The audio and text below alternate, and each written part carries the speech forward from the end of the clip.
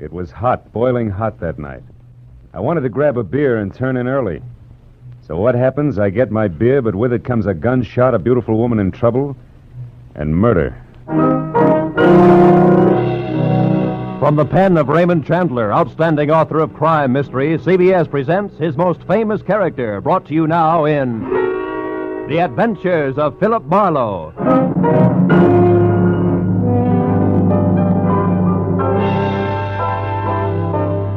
With Gerald Mohr starred as Philip Marlowe, we bring you tonight's unusual story, Red Wind.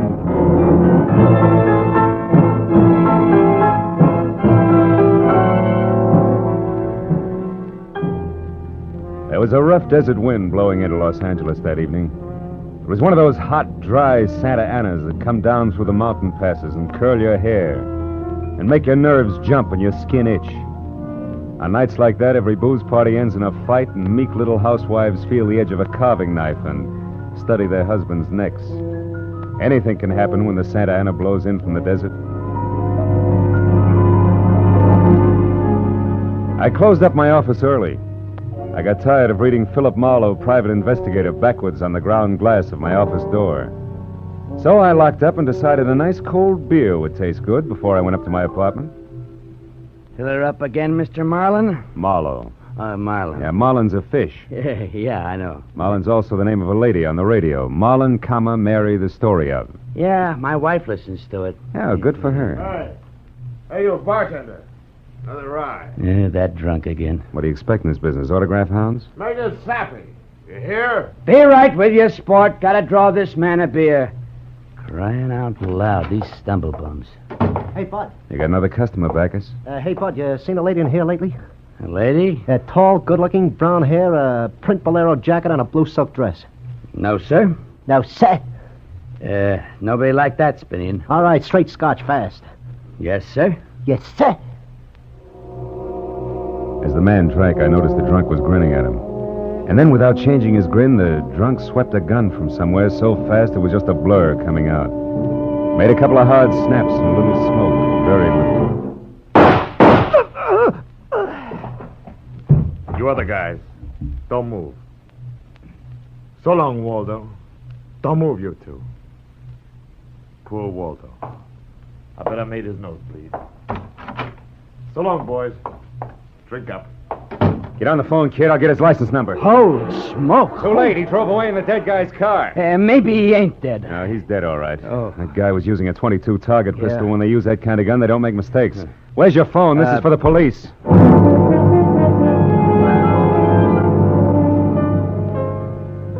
Prowl car boys were there in 5 minutes. Waldo was out of business, all right. Nothing in his pockets told who he was, but he had about $700 on him. And with that kind of heavy coin, you can buy a good 1910 automobile even today. Well, I told the cops what I knew, including about Waldo's brown-haired, pretty girl in the bolero jacket. It was about 9 o'clock when I stepped out of the elevator in my apartment house and almost walked right into a brown-haired, pretty girl in a bolero jacket, waiting for the elevator on my floor. Oh, excuse me. Just a minute, lady. What is it? I'm a great admirer of bolero jackets. What? Now, take the one you've got on, for instance. I'm sorry, but I'm in a hurry. No, wait. If you'll be good enough to let me buy... Oh, you've made me miss the elevator. It's just as well. What? Well, it's better you don't go out in those clothes. Just what do you mean? Tall, good-looking, bolero jacket, blue silk dress. Mm-hmm. Lady, might I take the trouble of telling you that you're in trouble? Trouble. Yeah, the cops are looking for you. In those clothes. I haven't done anything. Maybe not. But if I were you, I'd have a little talk with me. I've all the I'm in nerve... room 41 across the hall. I know things about you. Well... Good girl. Come along. It took a firm grip on her arm, but I managed to get her to my room. I rustled up some drinks, but when I turned to give her hers, I saw she held a small automatic. She looked at me steadily. I put down both glasses slowly so I wouldn't be misunderstood. Look, sister, I know it's hot tonight and heat does funny things to people, but let's put that little thing away and have a nice cool drink, huh?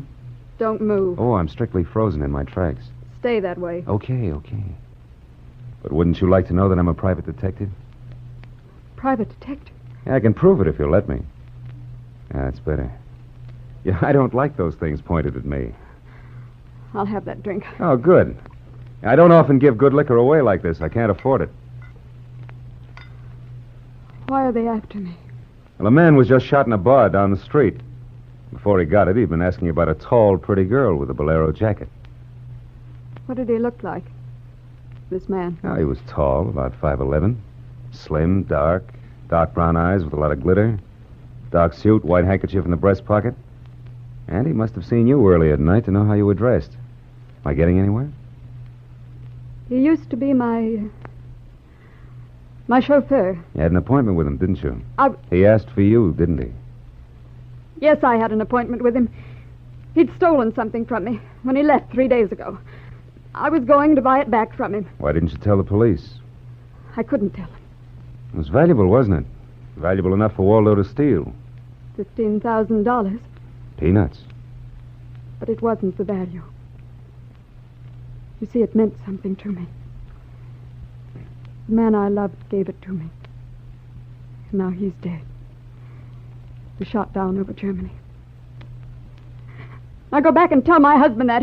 He probably hired you. He did? How much is he paying me? And, where is this husband of yours? He's at a meeting. This late at night? He's a very important man. The hydroelectric engineer. Never mind about him. What about Waldo? Why was he knocked off? You mean he's dead?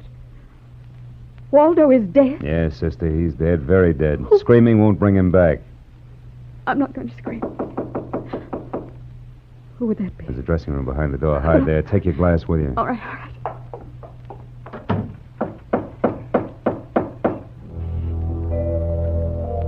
I went to the door, making a loud, yawning sound.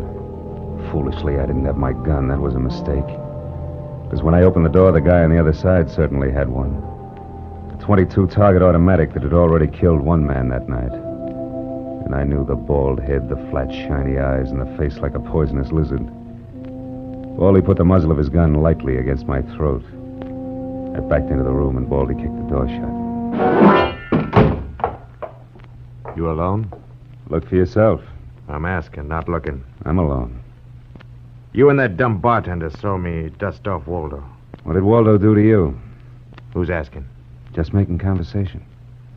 He stooled on me on a bank job we did together. Got me 4 years in Michigan Penn.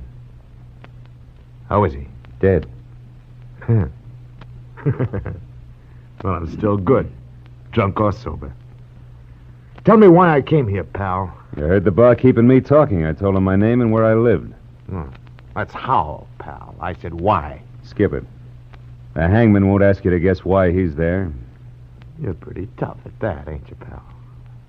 But you're slamming off. All right. But, could you get that gun out of my neck and try somewhere else? Just any place. This better? This suits you all right? Yeah, just so it isn't my neck. Say when, pal. It's your party. I leaned against the gun weakly. The door of the dressing room showed a crack of darkness. The crack widened. I began to shake a little in spite of the heat. The girl came quietly into the room, but there was white all around her irises. She was scared. She had a gun in her hand, but I was sorry for her. Dead sorry. She tried to make the door a scream. Either way, it would be curtains for both of us. Scared, mister? Worried about any little thing? I couldn't talk. The girl floated in the air somewhere behind Baldy, and her horrified face was drifting toward us. My mouth was as cold and dry as yesterday's toast. Well, kid, how's it feel? You ready yet? Say the word. Well, don't take all night about it. If you're going to do something about it, do it. Why not, pal? I like this. Suppose I yell. Go ahead. Yeah. Put up your hand. Hey, look! Thanks, sister. That buys me. Everything I have is yours, now and forever. Is he dead? And flatter me, no end, lady. I only punched him. Now get out of here while I call the Yes. cops down on this killer. Good night. Wait a minute. That jacket marks you for the cops. Leave it here. You don't need it in this kind of weather. Oh, yes, here. Okay. See you again? Why? I don't know. Who am I to be the rival of a dead flyer and things like that? No, on second thought, forget the whole thing. I'll see that the police get Jesse James here. Good night, lady.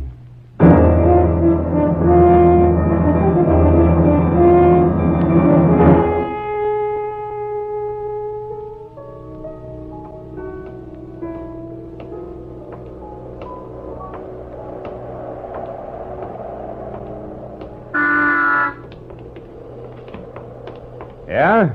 You mean me? Yes, please. Oh, you again. Get in. I want to talk to you.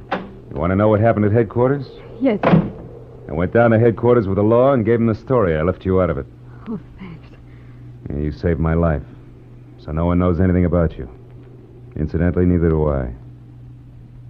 My name is Mrs. Frank Barsley. 212 Fremont Place. Olympia 24596. That what you wanted? I guess so. Well, there it is. Now, why'd you really come back? I wanted my pearls. Oh, no. Pearls, too? Yes. All right, tell me about the pearls. We've had a murder, a beautiful mystery woman, and a sadistic killer, and an heroic rescue. Now we will have pearls.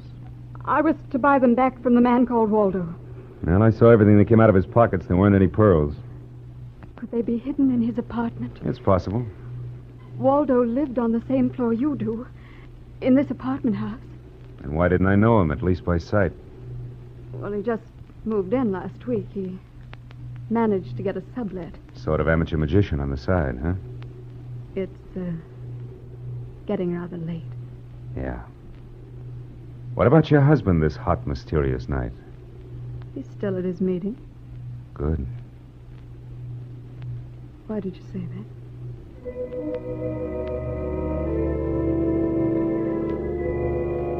I didn't have any answers. We just sat there looking at one another. I was suddenly aware of the hot desert wind stirring up the night. I took hold of her and I kissed her. She sat very still. I was shaking when I let go of her. Her voice trembled a little when she spoke. I meant you to do that. Oh, I wasn't always this way. Only since Johnny Dalmas was killed in the war. He gave me those pearls. 41 of them. With a diamond propeller clasp. I'd have loved them if they were wooden beads because he gave them to me. I loved Johnny. The way you love just one time. You understand that? Yes, I can. What I don't understand is how you could explain a $15,000 pearl necklace to your husband. Told him they were imitation. That I bought them myself. How did Waldo latch onto them and what they stood for? When my husband was in Argentina, Waldo and I would go for long drives. I was restless and wretched because of Johnny. Sometimes Waldo and I had a little drink together.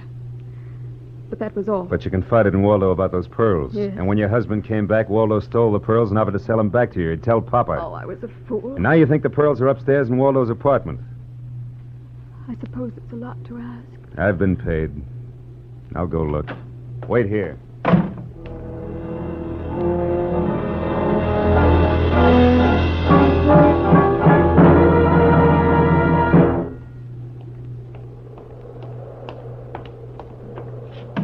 Was I gone long, No. Lola? Well, No. no pearls? No pearls. Oh, There was a man in Waldo's room. man. You know a guy named Leon Velasanos? No, not by name. I don't know him. Mexican, South American, about 45, small, iron gray hair, very neat. Fawn-colored suit, wine-colored tie. No, I don't think I know such a man. You say he was in the room? Yeah. What did he say? Very little. In fact, nothing. He was dead.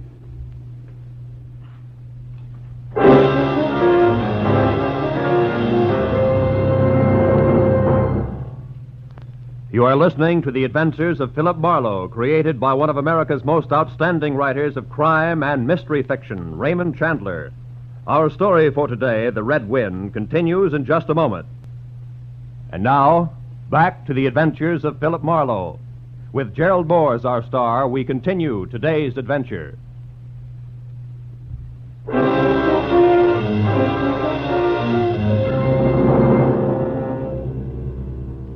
I sat with Lola Barsley in her car, listening to the hot wind gallop around in the midnight streets. I just told her about the Latin-looking man I'd found in Waldo's room in a very dead condition. I held her hands until they stopped trembling, and then I gave her the few remaining details. He had a gun in a shoulder holster, but someone had strangled him before he could set up in business with a gun. Someone? You mean Waldo? Maybe. You see that convertible coupe 2 cars ahead of us? Oh, it's been there for hours. It's there before I parked here to wait for you. Well, Leon, the guy in Waldo's room, came in that car. But according to the key container he carried, it isn't his car. Well, whose car is it? And does it matter? Yeah, it belongs to a lady, according to the tag on the car keys. Eugenie Kolchenko, West Los Angeles. Never heard of her. Mm-hmm. Well, you better go home now. What are you going to do? I'll drive that flossy convertible around and wave at my friends. Impress people. You run along now. Me, I've got another date.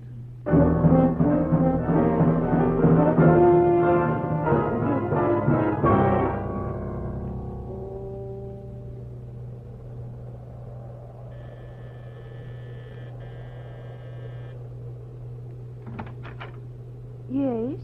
What is it, please? Miss Eugenie Kolchenko? Yes? What is it? Did you lose or misplace a pigeon gray convertible coupe? What are you saying? Now, don't be alarmed. I found it, brought it home to you. Oh, come in, please. It is a reward you wish. Shall we say... Snap out of it, dragon lady. Who was he? Who was who? The little guy, Leon. You loaned your car to. He's dead. Who was he? Oh, no.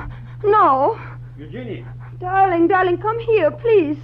what's the matter, my dear? Who is this man? I came about Miss Kolchenko's car. What about a car? Well, the gentleman who borrowed it couldn't return it on account of he isn't alive. He's dead, darling. He is dead. That's putting it more bluntly, of course. Dead, huh? Yeah, completely. Who are you? Philip Marlowe, private investigator. My card. Have you told the police yet? Never do at once what can be profitably deferred pending negotiation. Aesop. I might negotiate. Peachy. Just what do you know, Marlowe? Well, a man named Waldo was shot in a bar tonight. I happen to have the inside as to who he was, and when I visited his apartment tonight, I found this Leon Velasanos dead. He wouldn't have had $500 in 20s on him, would he? No. But this Waldo had over $700 on him when he was killed in that cocktail bar, mostly in 20s. Is there a basis for negotiation yet? Very well, Marlowe. There were certain bills for some stuff Miss Kolchenko here had charged to my account. But, darling, you told me I might charge to your account. All right, my dear, so I wasn't bright. That might be the understatement of the decade, but go on. I had the bills safely in my briefcase. Somehow, this Waldo had a chance to steal the briefcase. I hired Leon, gave him $500 to buy back those bills from Waldo. Instead, Waldo took Leon's coupons, was forced to kill Leon in the process. Then he went out to keep another date and walked into an old pal hostile enough to blow him down, huh? And somebody still has those bills, and I'm in for a divorce suit, huh? The man who shot Waldo got away in Waldo's car with your briefcase in it, could be. Cops caught him. And the police have the briefcase? Maybe. But the police are interested in solving crimes, not in tossing mud for the benefit of sensation eaters. I have a friend or two at headquarters. Let me see what I can do. It's worth $500 to me, Marlowe. Then that's what it'll cost you. All right. Good luck, and thank you, Mr. Marlowe. Philip Marlowe, remember? Marlowe. My name is Frank Barsley. Barsley? Oh. And just what does that mean? The big hydroelectric engineer. Yeah. Yes, how'd you know? Never mind. May I use your telephone?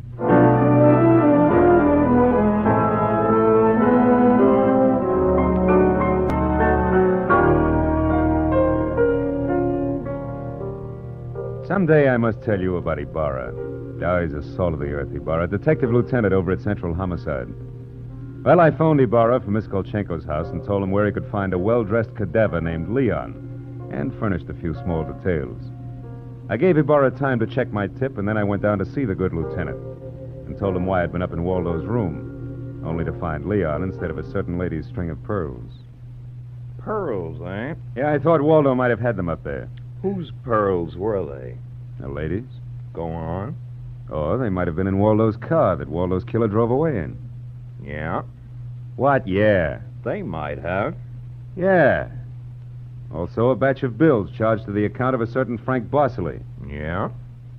police aren't interested in domestic scandal. They want to prevent or solve crimes, right? So? So I've got $500 for the police fund. If those pearls and those bills are returned to their rightful owners. Quit your kidding. It's a valuable necklace. Yeah. There's your necklace. Take it away. On the level, Ibarra? Just tell me straight what it's all about. All I ask. Sure.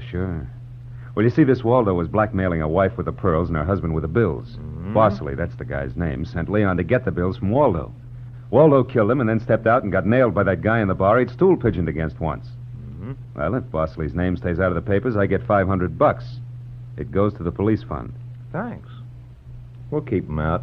I'm not in this case for money. I just want to get back the bills and the pearls. Sure. And like you say, Marlowe, the police aren't in business to sling mud. Look, you can deliver the pearls to the lady yourself if you like. No, you better take them to her, Marlowe. You see, except for that diamond propeller clasp on them, they're phony. Phony? But look, Marlowe, I know pearls. Real pearls feel gritty between the teeth. These are hard and glassy. Try. Yeah. Yeah. They're phony. All but the clasp, Marlowe. All but the clasp. I took the pearls and had them appraised the next morning at a gilt-edged place in Beverly Hills. Phony all but the clasp. An imitation as good as these couldn't have been made that fast. These were the pearls that Waldo had stolen. I took the glass pearls to a dive on Melrose and had them duplicated for $20. I had the jeweler attach the diamond clasp to the $20 duplicate string of pearls. Then I called up Lola. Hello, Lola. Okay, you're in? Oh, Mr. Marlowe. Yes, it's okay here. I have a string of pearls for you. Oh, really, Philip? Really? Did you get Now, wait a minute, Lola. Waldo was getting set to gyp you. He sold the real pearls and made up a string with the diamond clasp. Oh. Well, may I at least have the clasp? Sure. Meet me at 4 at Nikolaev's. Nikolaev's at 4. I'll be there.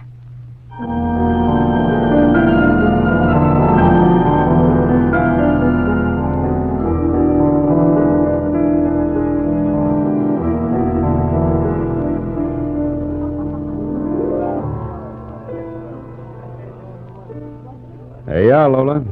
These are the pearls the police found in Waldo's car. You were right. They're not my pearls. I'm sorry, Lola. No. I still have the clasp that Johnny gave me. Well, I'm happy if you are. Happy? No, not quite happy. See, this morning my husband told me we're to separate. Oh, I'm very sorry, Lola. You've been very kind. That's all right. This is goodbye, I suppose. Yeah. You'll never get over Johnny Dalmas. Goodbye, Lola. And if anybody ever bothers you again, let me know, huh? Name's Marlowe. Philip Marlowe. I'll remember. Philip Marlowe.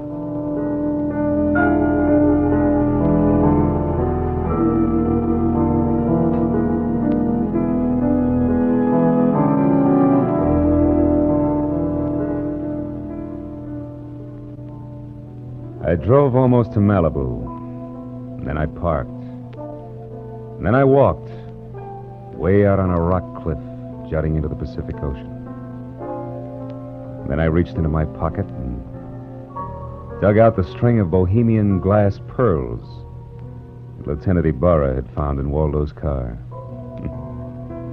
I cut the knot at one end and slipped the pearls off, one by one.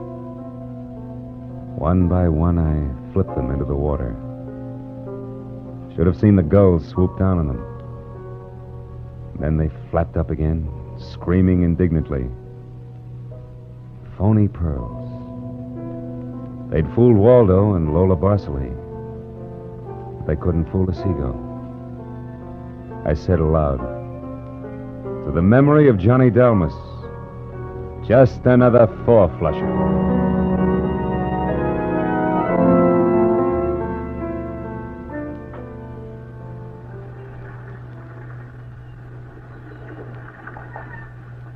I listened a while to the wheeling seagulls.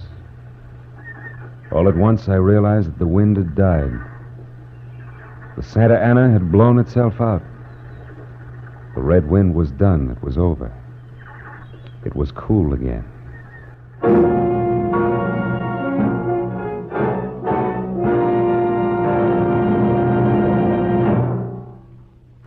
The Adventures of Philip Marlowe, created by Raymond Chandler, stars Gerald Mohr and is produced and directed by Norman MacDonald.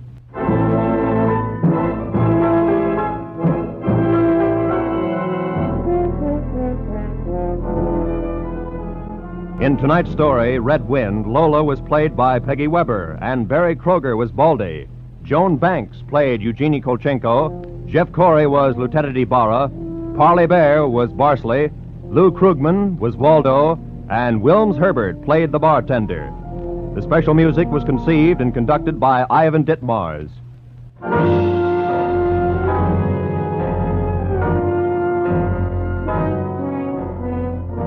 Next week at the same time, be sure to tune in for another adventure of Philip Marlowe, when Marlowe says, I was low, very low the night I set out searching for the girl with the strange hazel eyes. The fog which hung over Los Angeles didn't help. And I felt even worse when I found her. For by then I had death on my hands.